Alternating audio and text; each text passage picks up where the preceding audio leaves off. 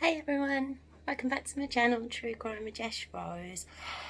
Right, I've ummed and ahed over this one.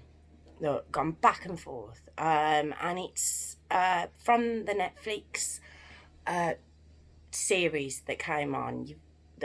You've got to have been in a cave to have not heard about this one. It's the trials of Gabriel Fernandez. And I went back and forth with it because I've done a lot of stories. But this one so hard.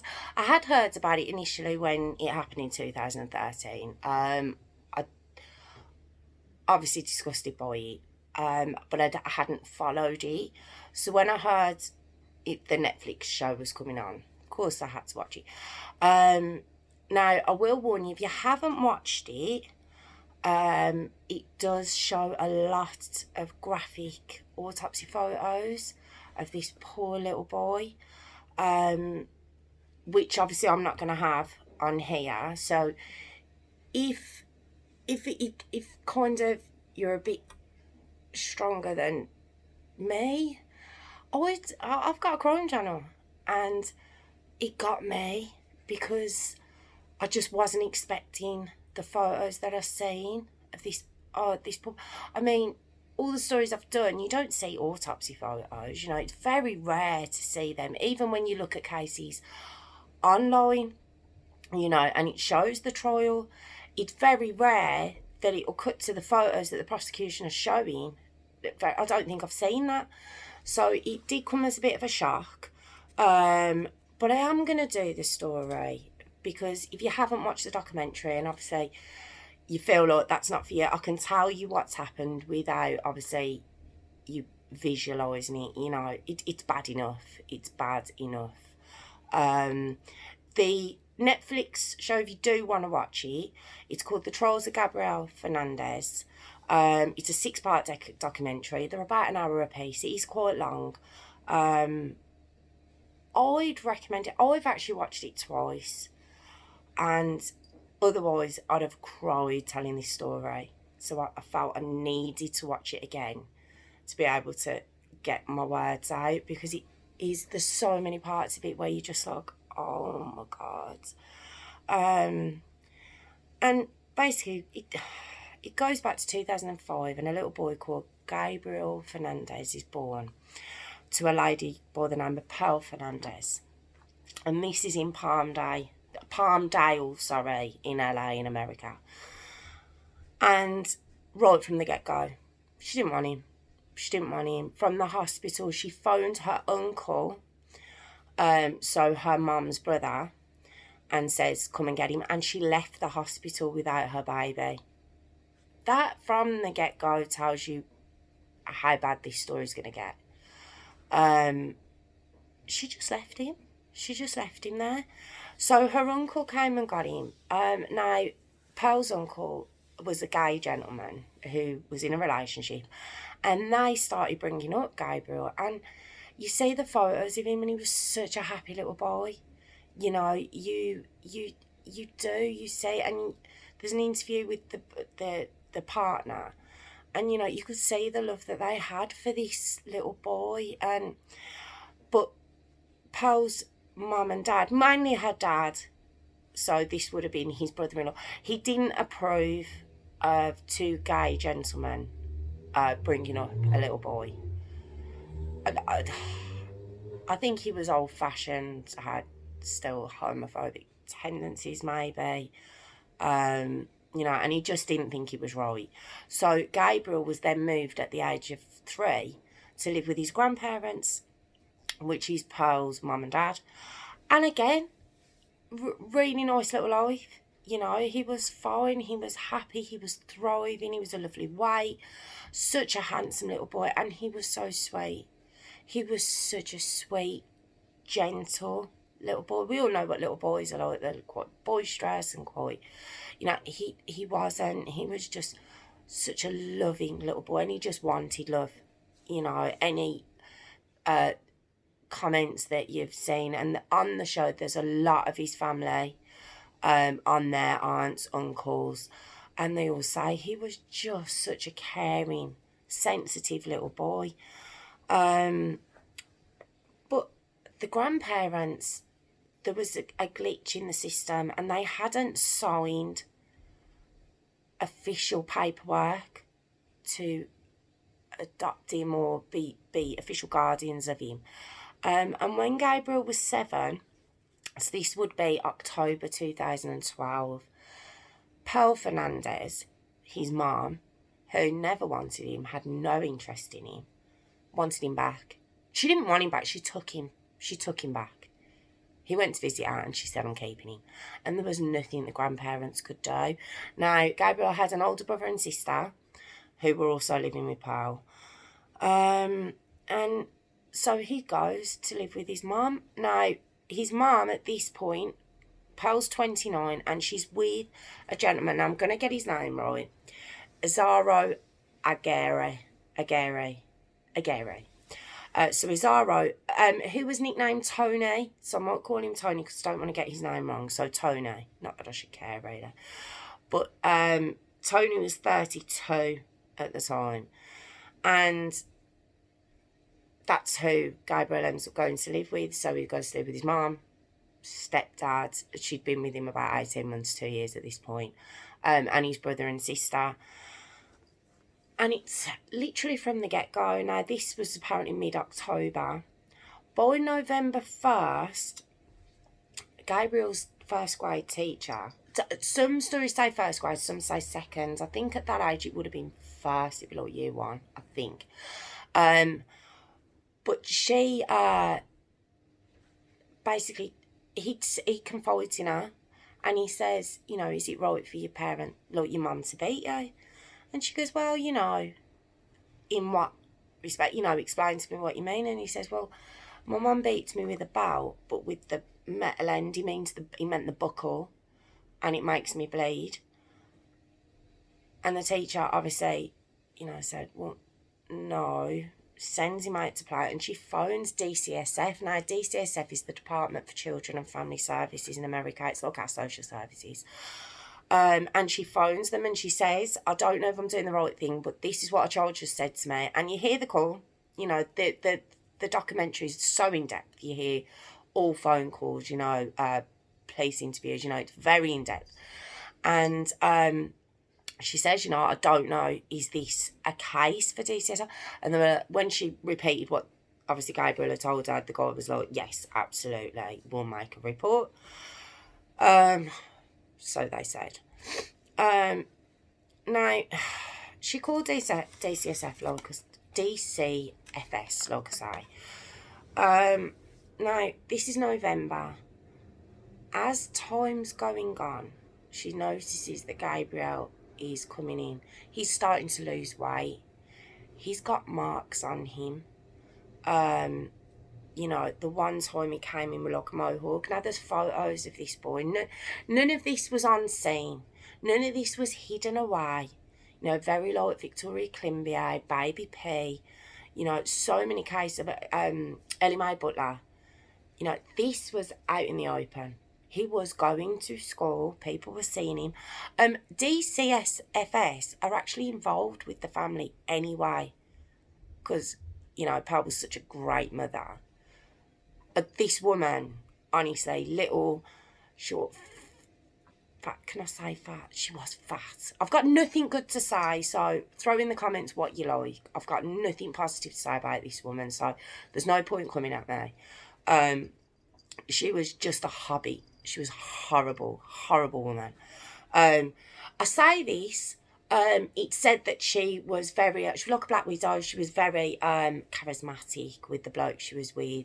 You know, she was very, she liked a bad boy. And when you see Tony Zaro, he's 6'2", 270 pounds. He's a big guy. He's a security guard. You know, it was her kind of muscle, if you like. You know, but like I say, DCFS were involved. And when the school was getting in touch with her, she was like, oh, he's a lawyer. He's a lawyer. Take no notice of him. He robs at home and he does it. And apparently, from everyone that spoke to Pearl, she was believed. I know I'm kind of forwarding through it because all of this happens over an 8-month period. It's not spread over years, it's 8 months. Which a lot of these cases, when they're returned, it's, I say it's quick. When you hear what happened to this boy, every day must have seemed like a lifetime. Right, I'm going to tell you what he was going through while he was at home. Like I say, he was sent in school with a mohawk, and when the teacher spotted he had chunks of skin missing out of his head, like the clippers had been forced into his head. He was losing weight. Like I say, he was actually being starved at home. There was little marks appearing on him, and the teacher spotted one. And Gabriel's personality has started to change. Like I say, he was such a sweet boy. He had lots of friends in school. He had started to change during this period, and he'd become quite aggressive, quite quick-tempered. He was, becoming, he kind of isolated himself. And when his teacher asked him, look, what's that mark? He snapped at her and says, I fought with my brother or something. But when all the kids went out to play, he said, my mum shot me with a BB gun. BB gun.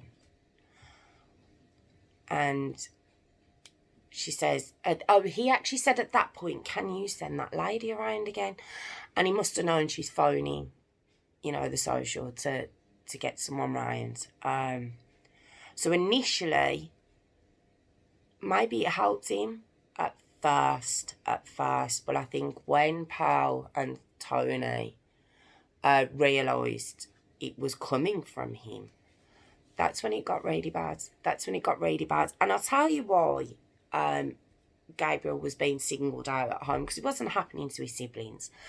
It's believed that Tony thought he was gay, and so did Pearl. He's 7 years old. And yeah, they thought he was gay. So when he was at home, they were making him wear his sister's dresses. His actual clothes were found shoved under a cut in a cupboard, and all he had in his wardrobe were 2 dresses and like a hat.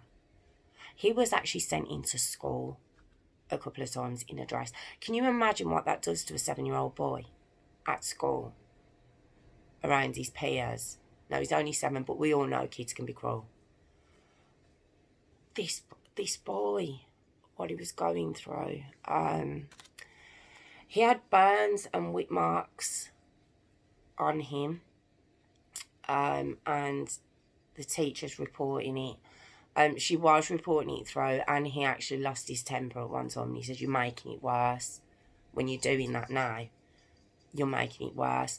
So with the BB gun, she was torn. She didn't know what to do, because he'd said, if you phone them, I'm going to get it worse. But she's like, how do I not phone? And she did call. And she didn't see Gabriel for 2 weeks. And of course, in my mind, it's like, this is happening. I've heard a couple of people say this on the show and online. Why did she let him out of a classroom? She knew what he was going home to. Couldn't she have took the police round, gone round on an inch? You see her crying. You see her in the trial, so upset and heartbroken. But you're like, I don't know. I'm not a teacher. I don't know how the law is on that. But you're sending a child home to be not just beaten, tortured. This child was being systematically tortured at home. And he's coming into school battered. So she doesn't see him for 2 weeks. And she's relieved when he comes back in. And he comes back in, I think it's in end of April. I think he comes back. And she's relieved. But he's got a massive black eye. His face is swollen. The kids are scared of him because he looks... And she's like, oh my God. But they're doing a Mother's Day project in school. This is why I had to watch it again, to try and not get upset when I'm telling you this. It's a really hard bit because he was writing his... They were doing a Mother's Day project, like I say, and there's actual photos of him with this black eye and swollen face, and he's holding an M up. And there's actually 3 photos. You don't see the 3 online. In fact, online you only see this, but he's actually holding an M, and there's 3 photos, and it's M-O-M, and it's for his mum. And they all had like a laid out thing where you love your mum because, and your mum's this because, and they fill it in, and it was like, I love my mum because she's beautiful and I love her so. It was just the most beautiful. And this is what they're saying his teacher was a bit confused, because it was like all of this is going on home, yet he's still got so much love for his mom. And obviously Pearl's saying he's a liar and it's not true. And the teacher was, I'm not falling for any of that, by the way. I'm just explaining what's said on the show. I don't agree with how this was dealt with at all. I'll put across what was said. But personally, as a human, as a mom, as anything, she should never have let him home. She should have turned up. She should have camped outside his house. You know, she knew what was going on. If anyone could see on a regular basis what this child was going through at home, it was her. It was her. I don't know, she was reporting it, but obviously she must have been saying nothing's getting done. But he does this Mother's Day project, and it's left in his desk. And obviously he's coming with his black eye, and she reports it again. And anyway, she doesn't see him again. And again, I'll continue with what was happening to him at home. He was being burned. He was being whipped. He was being starved, like I say. From the minute Gabriel was moved back to his mum, he was kept, and they brought this into the trial, in a cupboard. A little cupboard at the foot of the bed. There's some pictures of it. Locked. Obviously dark. Handcuffed. Sock in his mouth. That's where he spent every night. Can you imagine? He was 7. He turned 8 during this time. But he was a baby who'd known nothing but love. To come into this situation where he's getting beaten every day. I'm not talking about punches and kicks, which are despicable enough. There was bats involved. There was like a wooden bat. There was another kind of aluminium bat that was used. There was whips. Remember I was saying there was whip marks. It was from like a cable. Burn marks. They were putting cigarettes out on him. There wasn't a part of him that wasn't touched. Every single day, this is what this boy was going through. Like I say, he was called gay. You know, and so we've come to the 22nd of May 2013. It's only 8 months after he moved in.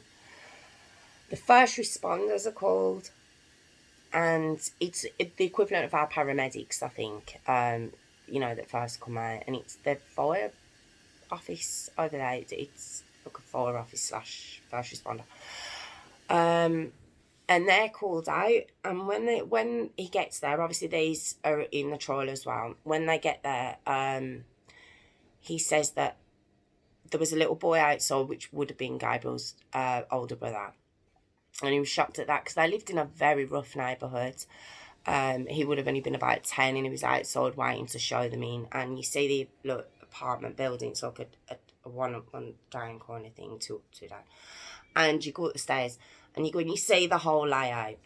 And when they get into the bedroom, Gabriel's just lying there. No one's performing CPR on him.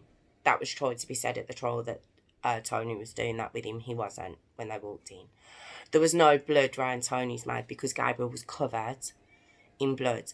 So had he been performing CPR, it would have been round his mouth. And they said when they first got in there, Gabriel had rashes, kind of marks everywhere on his head, his neck. There was no skin on his neck. They were like, first I thought did he have like an illness, like a skin disease or something?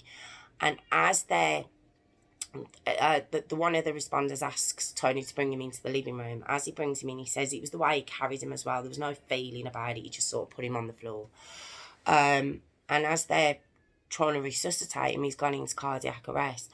They're noticing like mark after mark after mark. And when they're testifying at this trial, your heart breaks for them, because you can see they're seeing that image as they're talking. Like, they break down. And they say there was the mum or the dad, they didn't know he was a stepdad at the time, showed nothing, showed no care, no interest in this boy. And they said, was Pearl asking about him? All Pearl was interested in was her other two children and her cats. Her cats. I think she knew the game was up, so she was like, what's going to happen with my cats? Neither one of them went in the ambulance with him. He went on his own. Just right to the end. He was brought in to the Children's Hospital. And they worked on him for 2 days, but on the 24th of May 2013, Gabriel Fernandez died. And the cause of death was written down, if you bear with me. It was blunt force trauma and child neglect, and the child neglect was because of all the injuries to him, internal and external, were obviously left untreated for a long, long time. And he said over months, which he was right, he'd been there 8 months. He had multiple broken ribs, multiple. It was classed as a hate crime, because while the first responders were there, he was like, he's gay. Like, what? Like, that just blew my brain. It was like, he's dying. He's a child in front of you. You've done it. And he's gay. They sent an analyst in. Once Gabriel had been taken to the hospital, they arrested Pearl and Tony, took them to the police station separately to be questioned, and they sent an analyst in, and she's on the stand, and basically she, where they mark off where there's any blood within the apartment, she brings like a red tape, and it's got little arrows on it, and she ran out of a red tape. She actually started having to use yellow. You see the photos of yellow, because the poor little boy's blood was everywhere. You see it, the photo. That's what I'm saying. If you feel that would be too graphic, that's why I'm giving you the information rather than you having to see it, because they are images that are very hard to shake. They really are. But like I say, she puts the stickers everywhere, all over the little cupboard he was kept in, the bats, various other implements that they wanted to use on him, handcuffs, socks, bandanas that they kept him tied up in. It was just, there was blood everywhere. But they didn't find anything for him, toys. He had no toys. There was no toys in the house for him. It was just it's so sad. It was so, from a little boy who'd had such a beautiful, like Ellie Mae Butler, coming from such a loving part of your family to this, to this. How? When they actually interviewed, obviously Gabriel was in hospital for 2 days. Apparently they never asked about him at all. On May the 23rd, when they were interviewing Tony, he said what brought on the final beating, like, because obviously they're not meeting the rest, so they're just sort of on about, think it was just that one night. And again, it's another bit that just breaks your heart. Tony had left the apartment, or he'd left the room, he'd gone somewhere, and when he came back in, Pearl, beautiful woman that she is, says, he's just told me to leave you. Why am I with you? Why did I put up with you?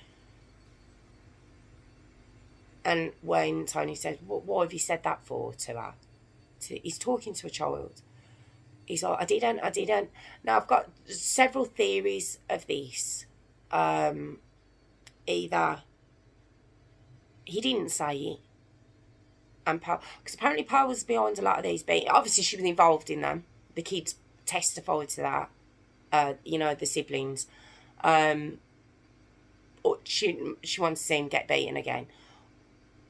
Or he did say it, and he said he didn't because he was obviously knew what the result was going to be. Why? Why did you?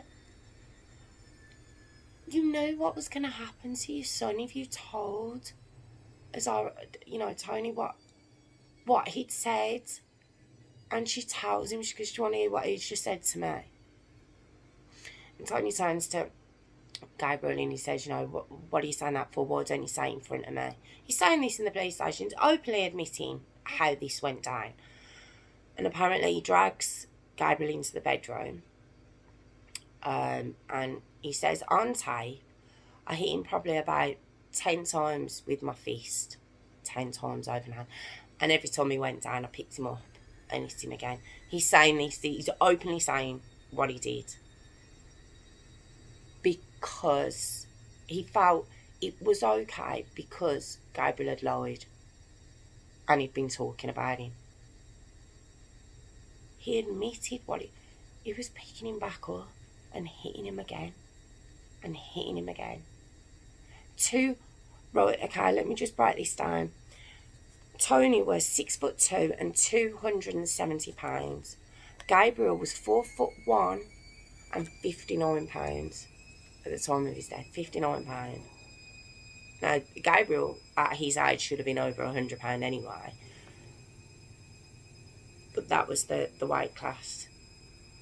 And he was hitting it. He actually admits it's the hardest he's ever hit anyone in his life. Man, woman or child. I don't swear in these videos. I don't. And it's quite deliberate.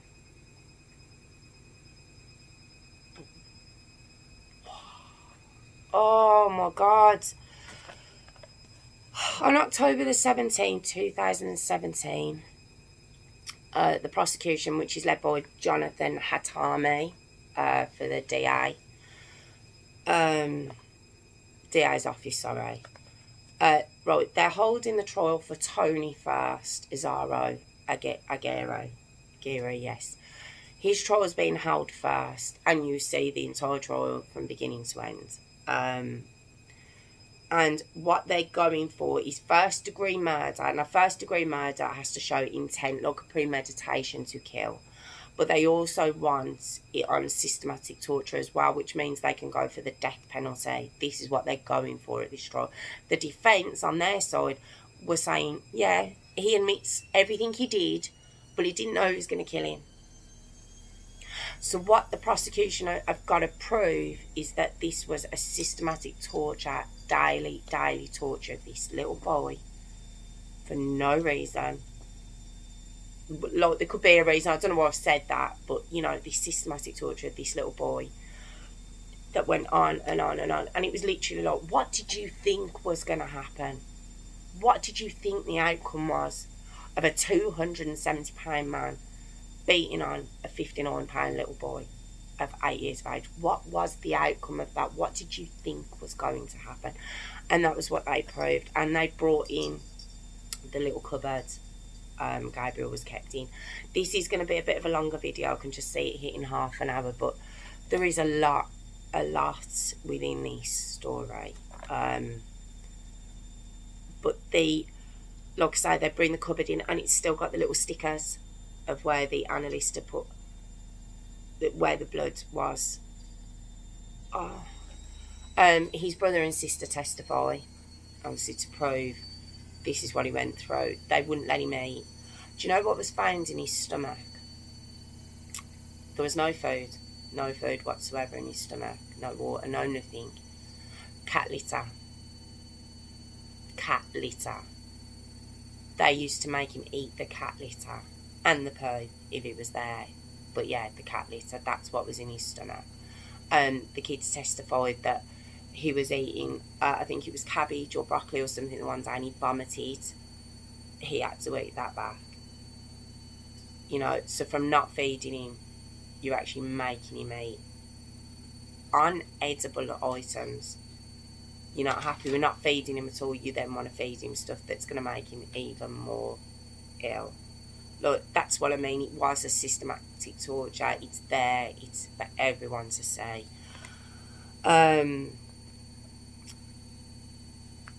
The autopsy itself actually took 2 days, which is very, very unusual. It took 2 days to actually document everything that had been done to this little boy. I mean, they'd knocked his teeth out.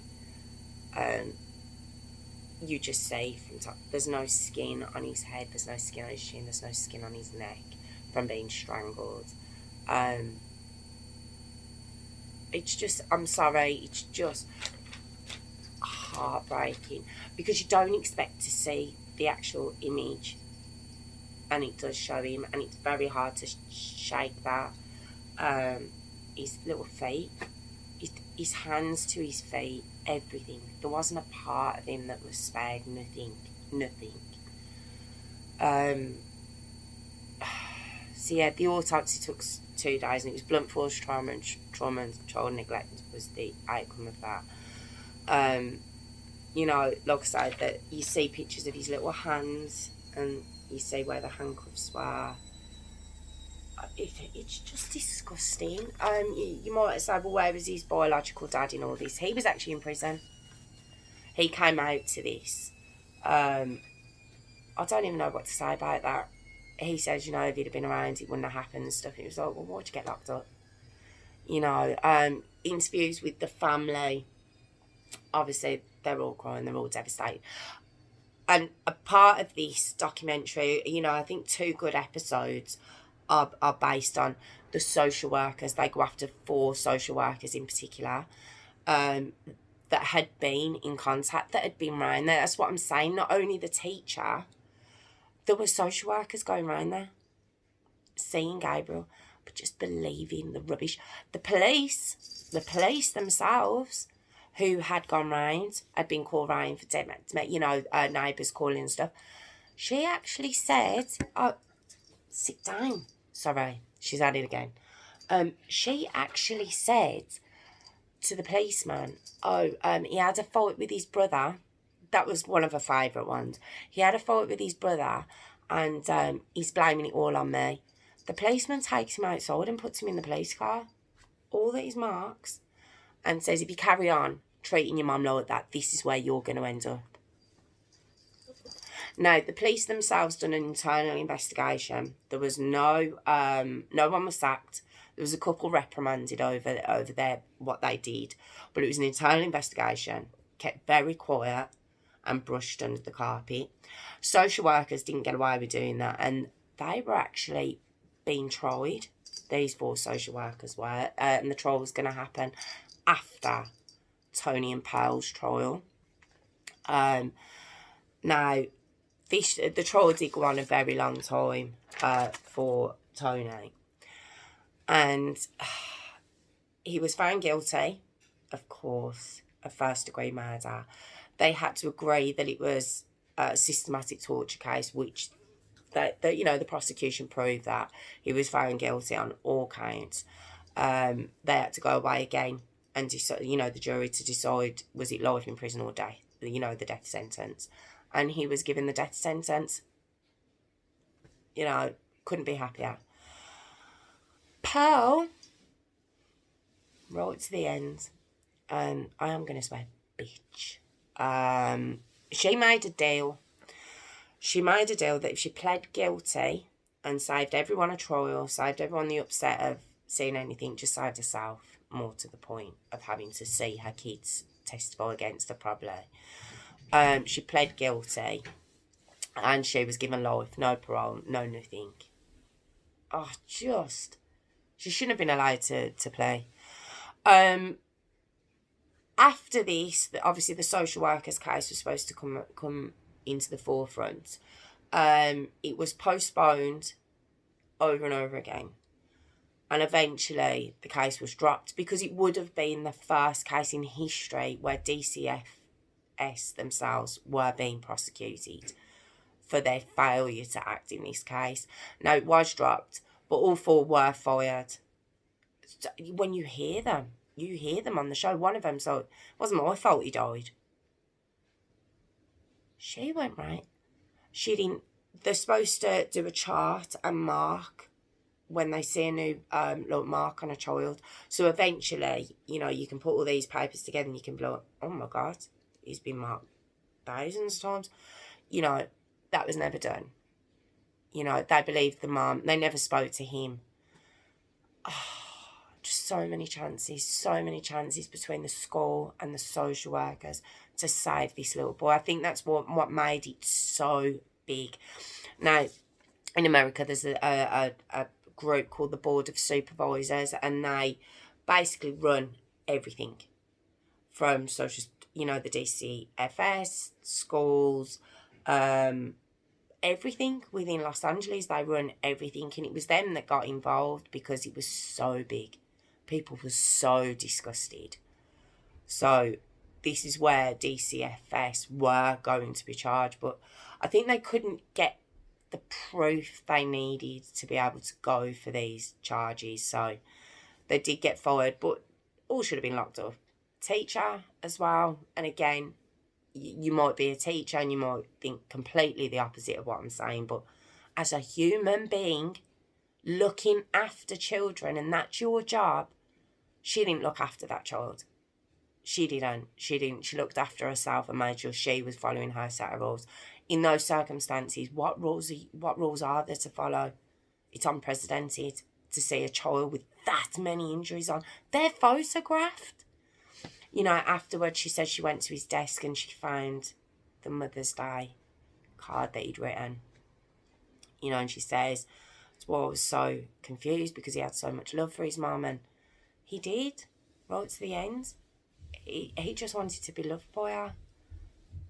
And she gave him nothing but hatred and disdain and her disgust.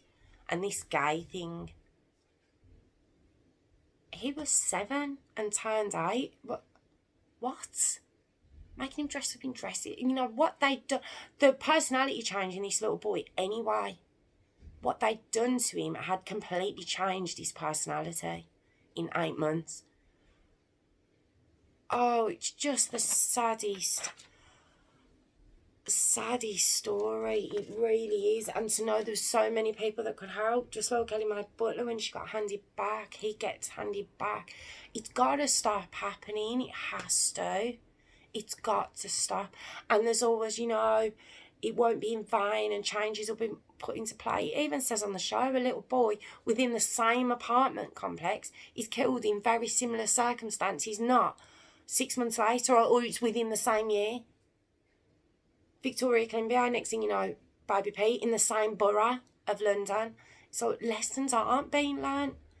They're being given too many cases, or, I don't know. I think sometimes they're doing it because it's a job. And I think in jobs, in roles like that, you have to have a calling for that kind of job, to have some sort of feeling within it, and not just treat it as, you want to do that, go and work in customer service somewhere. Go and work in McDonald's. That where you haven't got someone's life in your hands. Obviously, if you don't mess with their food, but you know what I mean. It's like these jobs where you're impacting young people's lives. Don't do it if it's not for you. Don't do it. Don't enter into that vocation or whatever. Don't. The woman, Pat Clements, I think her name was. No, was it Pat Clements? I can't think of the woman's name now. And I didn't want to give them anything, to be honest. I didn't want to say their names, if I'm honest. The 4 social workers. They've had far too much, coverage as it is. And you might think, well, get the names out there, because no, just let them go away. and go in a hovel somewhere, because they don't deserve anyone's time. You know, the fact that she said, well, you know, it wasn't my fault. You hear the phone call? It wasn't my fault. I didn't do anything. I didn't kill him. Disgusting from beginning to end. But one person I will say, Jonathan Hatami, who was the prosecutor, amazing. If you're going to watch the show, he was amazing from beginning to end. You know, he did what he went out to do. And I think he'd have got Pearl the death penalty, to be honest, if she hadn't have done the little plea